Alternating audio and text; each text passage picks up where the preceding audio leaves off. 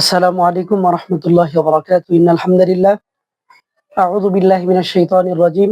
বিসমিল্লাহির রাহমানির রাহিম। ওয়া আন তাকুলু আলাল্লাহি মা লা তাফআলুন। সাম্প্রদায়িক যে ভাইরাল বিষয় আপনারা সকলে লক্ষ্য করেছেন, বাউল শিল্পী, সেই বিষয়ে আজকে কিছু আলোচনা করব ইনশাআল্লাহ তাআলা। সর্বপ্রথম আমরা জানবো যে বাউল শিল্পীদের আলাদা একটা ধর্ম তারা দাবি করে। সেই ধর্মটা বাংলাদেশে 1950 সালের দিকে আবির্ভাব ঘটায় তারা। তারা এই ধর্মটা মূলত শিয়া, হিন্দু এবং মাজুসি কিছু কিছু মতবাদ তারা অবলম্বন করে। এই মতবাদের ভিত্তিতে তারা বাংলাদেশের মানুষকে তারা 4 ভাগে ভাগ করে। সর্বপ্রথম শ্রেণী হচ্ছে উচ্চ শিক্ষিত, দ্বিতীয় হচ্ছে মধ্যম শিক্ষিত, তৃতীয় নিম্ন শিক্ষিত, চতুর্থ একদম যারা মূর্খ। তো তারা সর্বপ্রথম আমাদের একদম গ্রাম অঞ্চলে, চরাঞ্চলে তারা আমাদের যে নিম্ন শিক্ষিত এবং মূর্খ মানুষগুলো রয়েছে, এই মানুষগুলোর প্রতি তারা টার্গেট করে তারা সর্বপ্রথম তাদের কিছু সুর, তাদের কিছু গানের তালের মাধ্যমে এই মানুষগুলোকে তারা সর্বপ্রথম আকৃষ্ট করার পর তারা এই মানুষগুলাকে এমন কিছু কথা বুঝায়, এমন কিছু কথা বলে, যে কথাগুলো সরাসরি আল্লাহ তাআলা বিরোধী, সরাসরি আমাদের নবী মুহাম্মদ সাল্লাল্লাহু আলাইহি সাল্লামের বিপক্ষে, সরাসরি আমাদের প্রথম মানব আদম আলাইহিস সালামের বিপক্ষে। এই সমস্ত কিছু কথা তারা মূর্খ মানুষদের প্রচার করে। আর এই সমস্ত তাদের গানের আসরে পতিতা এবং বিভিন্ন নেশাগ্রস্ত মানুষের জয়লাভ থাকে, যার কারণে তারা কি বলতেছে এই বিষয়টা বুঝে না। তারা তাদের যে গুরু রয়েছে, শিল্পী রয়েছে, তাদের সাথে যদি তাল মিলিয়ে যায়, যার কারণে তারা সহজে আমাদের নিম্ন শ্রেণী, নিম্ন শিক্ষিত এবং অশিক্ষিত মূর্খ মানুষদের তারা অতি সহজে আকৃষ্ট করতে পারে, তাদের হাত করতে পারে। এবং দুঃখজনক বিষয় হলো, সত্যি আমাদের বর্তমান সময়ে কিছু রাজনৈতিক ব্যক্তিবর্গ তাদের রাজনীতির প্রেক্ষাপটের কারণে তারা এই বাউল শিল্পীদের পক্ষে তারা কথা বলতেছে। এটা অত্যন্ত দুঃখজনক এবং লজ্জাজনক। তাদের ভাবা উচিত যে এই বাউল শিল্পী তার অগ্রাধিকার পাবে, নাকি যে আল্লাহ তাআলার বিরুদ্ধে সে কথা বললো, যে নবীর বিরুদ্ধে কথা বললো, এই নবী এবং আল্লাহ তাআলা তার কাছে প্রাধান্য পাবে। এটা তাদের ভাবা উচিত ছিল, কিন্তু তারা চিন্তা ভাবনা না করে তারা এই সামান্য একটা শিল্পীর জন্য তারা সাপোর্ট দিতেছে আজকে তাদের রাজনৈতিক কিছু স্বার্থের কারণে। তো সর্বপ্রথম আমরা যে অল্প কিছুদিন আগে আবুল সরকার নামে একজন বাউল শিল্পী গ্রেপ্তার হয়েছে, এটা মূলত তারা আমাদের বাংলাদেশের সর্বপ্রথম যে বাউল শিল্পীর যে উত্থান হয়েছে লালন শাহ ফকিরের মাধ্যমে। তো আবুল সরকার তিনি কিছু এমন কথা বলেছেন যে কথাগুলো কোরআনে নাই, এই কথাগুলো সম্পূর্ণ কোরআনে নাই। এখন আমরা সর্বপ্রথম জানবো যে কথাটা কোরআনে নাই, সেই কথাটা ব্যাখ্যা করা, প্রচার করা কি। আল্লাহ তাআলা সূরা আরাফের 33 নম্বর আয়াতে বলতেছেন, ওয়া আন তাকুলু আলাল্লাহি মা লা তাফআলুন। তোমরা আল্লাহ সম্পর্কে এমন কথা বলো না, তোমরা আল্লাহ সম্পর্কে এমন কথা বলবে না, এমন কথা প্রচার করবে না যার কোনো জ্ঞান তোমাদের নাই। অর্থাৎ আল্লাহ তাআলা সম্পর্কে যে বিষয়ে আমার জ্ঞান নাই, আল্লাহ তাআলা এটা বলেছেন, নিষেধ করেছেন, হালাল করেছেন, হারাম করেছেন, এই বিষয় সম্পর্কে যদি আমার এলেম জ্ঞান না থাকে, সেই বিষয়টা আমি প্রচার করতে পারবো না। এটা কোরআনের আদেশ। সূরাতুন নাহলের 116 নম্বর আয়াতে আল্লাহ তাআলা বলতেছেন, ওয়ালা তাকুলু লিমা তাসিফু আলসিনাতুকুমুল কাযিবা হাযা হালাল ওয়া হাযা হারাম। তোমাদের জিহ্বা যা মিথ্যা বলে তাকে হালাল ও হারাম বলো না। অর্থাৎ আল্লাহ তাআলা বলেন নাই এমন কিছু কথা নিজের মন গড়া বলে যে আল্লাহ বলেছেন এটা, আল্লাহ সেটা বলেছেন, এই কথাগুলো বলা আল্লাহ তাআলা সরাসরি কোরআনে নিষেধ করেছেন। সূরা বনী ইসরাঈলের 36 নম্বর আয়াতে আল্লাহ তাআলা বলতেছেন, ওয়ালা তাকফু মা লাইসা লাকা বিহি ইলম। যার সম্পর্কে, যে বিষয় সম্পর্কে, যে এটা মাসালা হতে পারে, কোন ইসলামিক কোন বিষয় হতে পারে, শরীয়তের কোন বিষয় হতে পারে, যে বিষয় সম্পর্কে তোমার কোনো ধারণা নাই তার অনুসরণ করো না। যে বিষয় সম্পর্কে তোমার কোনো জ্ঞান নাই তোমার জানাশোনা নাই, সেই বিষয় তোমরা কখনোই অনুসরণ করবে না। বুখারী শরীফের 1291 নম্বর হাদিস এবং মুসলিম শরীফের 4 নম্বর হাদিসে আল্লাহ রাসূল সাল্লাল্লাহু আলাইহি ওয়াসাল্লাম বলেছেন, মান কাযাবা আলাইয়া মুতাআম্মিদান ফালইয়াতাবাওয়া মাকআদাহু মিনান নার। যে আমার উপর মিথ্যা আরোপ করবে সে তার স্থান হবে জাহান্নাম। মুসলিম শরীফের 866 নম্বর হাদিসে আল্লাহ রাসূল বলেছেন, কুল্লু বিদআতিন যালালা, প্রত্যেক বিদআতই গুমরাহি। এই সমস্ত কোরআনের আয়াত এবং হাদিসের মাধ্যমে আমরা বুঝতে পারলাম যে আল্লাহ এবং আল্লাহ রাসূল সাল্লাল্লাহু আলাইহি ওয়াসাল্লাম যে কাজের কথা বলেননি, যে কথা বলেননি, এই সমস্ত কাজ করা আমাদের জন্য সম্পূর্ণ নিষেধ। বলাও যাবে না, করাও যাবে না, প্রচারও করা যাবে না। এখন আমরা জানবো যে বাউল শিল্পীর কতিপয় শিল্পী, অনেক শিল্পী তারা যে সমস্ত কথা বলেছেন, এই সমস্ত কথাগুলো রীতিমতো আল্লাহ তাআলার সাথে শিরিকের সমতুল্য। শিরিক করলে আল্লাহ তাআলা কি কি শাস্তি দিতে পারেন এবং শিরিক করা কোরআনে নিষেধ, এই সম্পর্কে আমরা কয়েকটি প্রমাণ কোরআন থেকে আলোচনা করব। সূরাতুন নিসার 48 নম্বরে আল্লাহ তাআলা বলতেছেন, ওয়া ইয ক্বালা লুকমানু লিবনিহি ওয়া হুয়া ইয়াইদুহু ইয়া বুনাইয়া লা তুশরিক বিল্লাহ ইন্নাশ শিরকা লাযুলমুন আযীম। লুকমান আলাইহিস সালাম তার ছেলেকে বলতেছেন, হে বৎস, হে ছেলে, তোমার জন্য একটি নসিহত আমি করতেছি। তুমি যত ধরনের গুনাহ করবে,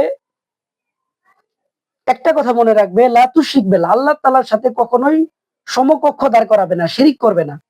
আল্লাহ তাআলার সাথে কখনোই শিরিক করবে না। ইন্নাশ শিরকা লাযুলমুন আযীম, নিশ্চয়ই শিরিক হচ্ছে অনেক বড় গুনাহ। সূরা নিসার 48 নম্বর আয়াতে আল্লাহ তাআলা বলতেছেন, ইন্নাল্লাহা লা ইয়াগফিরু আইয়ুশরাকা বিহি ওয়া ইয়াগফিরু মা দুনা যালিকা লিমান ইয়াশা। আল্লাহ তাআলার সাথে শিরিক করা আল্লাহ তাআলা কখনোই ক্ষমা করবেন না। কোন বান্দা বুঝে না বুঝে আল্লাহ তাআলার সাথে শিরিক করবে, এই গুনাহ আল্লাহ তাআলা কখনোই ক্ষমা করবেন না। এই শিরিক ব্যতীত যে কোনো গুনাহ আল্লাহ তাআলা চাইলে মাফ করতে পারেন। সূরাতুল জুমারের 65 নম্বর আয়াতে আল্লাহ তাআলা বলতেছেন, লা ইন আশরাকতা লা ইয়াহবাতান্না আমালুকা।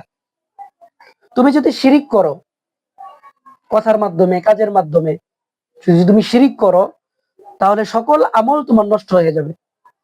একটি লোক তার 60 বছর বয়সে একটি শিরিক করছে, তার 59 বছরের যে সমস্ত আমল রয়েছে, সমস্ত আমল তার নষ্ট হয়ে যাবে। সূরা আন-নাহলের 36 নম্বর আয়াতে আল্লাহ তাআলা বলতেছেন, আনিয়াবুদুল্লাহ ওয়াজতানিবুত তাগুত, আল্লাহর ইবাদত করো এবং তাগুত থেকে দূরে থাকো। অর্থাৎ একমাত্র আল্লাহ তাআলার ইবাদত করতে হবে। আল্লাহ তাআলা ছাড়া ব্যতীত যে সমস্ত কথা রয়েছে, এই সমস্ত কোনো কিছুই আমল করা যাবে না। এই সমস্ত আয়াতের মাধ্যমে আমরা স্পষ্ট হলাম যে যে কোনো ব্যক্তি সে যদি আল্লাহ তাআলার সাথে শিরিক করে, এই শিরিক গুনাহ আল্লাহ তাআলা কোনোভাবেই কখনোই ক্ষমা করবেন না। এখন আমরা বুখারী শরীফের 4077 নম্বর হাদিস, আল্লাহ রাসূল সাল্লাল্লাহু আলাইহি ওয়াসাল্লাম বলেছেন, এই হাদিসটি পাবেন তাফসিরুল কুরআন অধ্যায়ের 4077 নম্বর হাদিসে আল্লাহ রাসূল বলেছেন, আনতাজআলা লিল্লাহি নিদ্দান, সবচেয়ে বড় গুনাহ হচ্ছে আল্লাহর সমকক্ষ কাউকে স্থাপন করা। অর্থাৎ সবথেকে বড় গুনাহ হচ্ছে আল্লাহ তাআলার সাথে শিরিক করা। সহিহ মুসলিমের 93 নম্বর হাদিস, কিতাব আল ঈমান, অধ্যায় আল ঈমান, আল্লাহ রাসূল সাল্লাল্লাহু আলাইহি ওয়াসাল্লাম বলেছেন, মান লাকিয়াল্লাহা লা ইউশরিকু বিহি শাইআন দাখালাল জান্নাহ। যে আল্লাহর সাথে শিরিক না করে মৃত্যুবরণ করবে, যে ব্যক্তি যার জীবন দশায় আল্লাহ তাআলার সাথে শিরিক না করে মৃত্যুবরণ করবে, সে জান্নাতে প্রবেশ করবে। সুবহানাল্লাহ।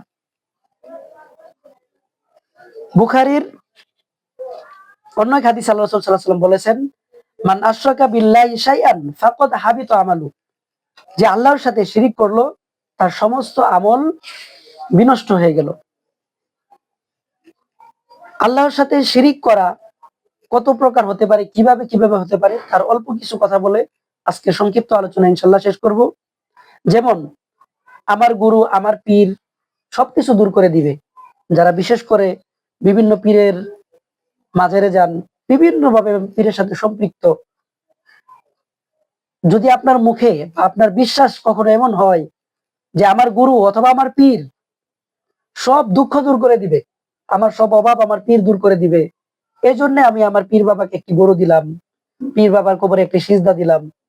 এই সমস্ত যে কোনো কার্যকলাপ আপনার জীবনের সমস্ত আমলকে ধ্বংস করে দিবে, কারণ এই সমস্ত আমলের মাধ্যমে আপনি শিরকের সাথে যুক্ত হয়ে যাবেন। অমুক বাবা রিজিক দেন, অমুক পীর রিজিক দেন, অমুক মাজার থেকে আমাকে রিজিক দেওয়া হয়, অর্থাৎ আল্লাহ তাআলা ব্যতীত আপনি যদি যে কাউকে রিজিকের দাতা মনে করেন, তাহলে অবশ্যই আপনার এই কথার মাধ্যমে, এই বিশ্বাসের মাধ্যমে আপনি শিরকের সাথে যুক্ত হবেন এবং আপনার সমস্ত আমল বিনষ্ট হবে। এবং এটা বলা, এই বিশ্বাস অন্তরে স্থাপন করা যে অমুক পীর বা অমুক বাবা বা অমুক হুজুর আমার সবকিছু জানেন, মানে আমি সামনে কি করব, আমার কি কি ক্ষতি হবে। যেমন আমরা বিভিন্ন মানুষের কাছে হাত দেখাই যে আমার কি কি সামনে হবে বলে দেন। এই সমস্ত কিছু বিশ্বাস করা অন্তরে, এটাও আপনার শিরকের পর্যায়ে চলে যাবে। দ্বিতীয় নম্বর, আল্লাহ ছাড়া অন্য কাউকে ডাকা বা সাহায্য চাওয়া। আল্লাহ তাআলা ছাড়া অন্য কারো কাছে, সেটা হোক কোনো প্রাণী, কোনো গাছ, কোনো পীর, যে কোনো মাজার, যেটাই হোক, সেই সম্পর্কে যদি আপনি সামান্য পরিমাণ বিশ্বাস স্থাপন করেন, যেমন দেবতা, অলি আমার সমস্যা দূর করে দিবে, বা উমুক মা কালী, এরকম অনেক বিষয় থাকতে পারে। এই সমস্ত বিষয়ে যদি আপনার বিশ্বাস চলে আসে, তাহলে মনে করতে হবে যে আপনার অবশ্যই আল্লাহ তাআলার সাথে আপনি শিরকে অন্তর্ভুক্ত হয়ে গেছেন, আল্লাহর সাথে শিরক করে ফেলেছেন। এরপরে বিষয় হচ্ছে আপনি মান্নত দেন পীরের দরবারে, যে পীর বাবা তুমি আমাকে বাঁচাও, অথবা লালন বাবা তুমি আমাকে বাঁচাও, অথবা অন্য কোনো বাবা, অনেক বাবাই রয়েছে, ল্যাংটা বাবা, অনেক বাবাই রয়েছে, তুমি আমাকে বাঁচাও, এই জন্য তোমাকে আমি এই সদগা করলাম। এই বিশ্বাস যদি আপনি করেন, তবু আপনার আল্লাহ তাআলার সাথে শিরক স্থাপন করা হবে। যেমন কবর, গাছ, নদী, বিভিন্ন মানুষের বিভিন্ন জিনিসের কাছে সাহায্য চাইলেও আপনার অবশ্যই শিরকের অন্তর্ভুক্ত হবেন। অথবা এমন ধারণা স্থাপন করা যে এই কবরে অলি আমার মনের আশা পূরণ করবে, এই কবরে যে লোক শুয়ে আছে তিনি একজন অলি, তিনি একজন পীর, তিনি একজন কামেল সাধক, বিভিন্ন ভাষা থাকতে পারে। এই সমস্ত বিশ্বাসের কারণেও আপনার আল্লাহ তাআলার সাথে শিরিক হয়ে যাবে। অথবা এই বড় গাছ, যেমন অনেকে গাছের পূজা করে, গাছের কাছে চায়, গাছে যায় তাবিজ বাঁধে, গাছ তার আশা পূরণ করবে। এই সমস্ত কার্যকলাপের মাধ্যমেও আপনার আল্লাহ তাআলার সাথে শিরিক হয়ে যাবে। অতএব আমাদেরকে অবশ্যই সজাগ দৃষ্টি রাখতে হবে যে আমাদের কোনো কাজ, কোনো কর্মের মাধ্যমে যেন আল্লাহ তাআলার সাথে শিরিক না হয়। যিনি আমাকে সৃষ্টি করেছেন এত সুন্দরভাবে, তার কাছে আমাদেরকে একদিন ফিরে যেতে হবে। আমাদের সমস্ত জীবনের হিসাবনামা তিনি দেখবেন। আমরা কি কি আমল করেছি, আমাদের সৎ কাজ, আমাদের অসৎ কাজ, সবকিছুর হিসাব আল্লাহ তাআলা দিবেন। নেয়ার পর যার আমলনামা ভালো হবে তাকে জান্নাত দিবেন, যার আমলনামা খারাপ হবে তাকে আল্লাহ তাআলা জাহান্নাম দিবেন। মানে আল্লাহ তাআলা কিভাবে মাপবেন এটা আল্লাহ তাআলা ভালো জানেন। আপনাদের কাছে আমার উদারত আহ্বান থাকবে যে আসুন আমরা আমাদের অল্প কিছু ভুলের কারণে, অল্প কিছু স্বার্থের কারণে, সেটা রাজনৈতিক, অরাজনৈতিক বা যে কোনো কিছুই হোক, এর কারণে আমার জীবনের সমস্ত আমল যেন আমরা নষ্ট না করি। কোনো একজন শিল্পী, কোনো একজন গায়ক, কোনো একজন লালন শাহ, এটা যে কেউ হতে পারে, এমন একজন ব্যক্তির কারণে তার পক্ষে মিছিল করে, খুবই দুঃখজনক, লজ্জাজনক। সে গ্রেপ্তার হওয়ার পর, লালন সরকার গ্রেপ্তার হওয়ার পর, আবুল সরকার গ্রেপ্তার হওয়ার পর, অনেকেই বাংলাদেশে বিভিন্ন স্থানে মিসিং মিটিং হচ্ছে যে তাকে যেন ছেড়ে দেওয়া হয়, সে খুব ভালো মানুষ। তাদের কাছে আমি একটা কথাই বলবো, আপনারা তার আল্লাহ তাআলার বিরুদ্ধে যে কথাগুলো রয়েছে সোশ্যাল মিডিয়া দেখতে পাবেন, এই কথাগুলো আপনারা একবার দেখেন, দেখে আপনার চোখটা বন্ধ করে আপনি চিন্তা করেন যে আল্লাহ তাআলা আপনাকে সৃষ্টি করেছেন, সে আল্লাহর বিরুদ্ধে সে কথাগুলো বলতেছে সরাসরি। তাহলে আপনি নিজে উপস্থাপন করতে পারবেন আসলে তার পক্ষে কথা বলা আপনার কাছে কতটুক যুক্তিক অথবা অযৌক্তিক। অবশ্যই সর্বশেষ লালন সরকার, আবুল সরকারের বিচার দাবি করি। বাংলাদেশ সরকার যেন তাকে সঠিক এবং কঠিন থেকে কঠিন শাস্তি দেয়, জন্য দ্বিতীয় কোনো ব্যক্তি বাংলার জমিনে আল্লাহ তাআলা এবং তার রসুল এবং আমাদের নবীদেরকে নিয়ে, অর্থাৎ ইসলামের যে মূল স্তম্ভ আমাদের, এই বিষয়গুলো নিয়ে মুখ খুলতে সাহস না করে। এটাই থাকবে আমার আপনাদের সকলের কাছে আবেদন, বাংলাদেশ সরকারের কাছে আকুল আবেদন। আসসালামু আলাইকুম।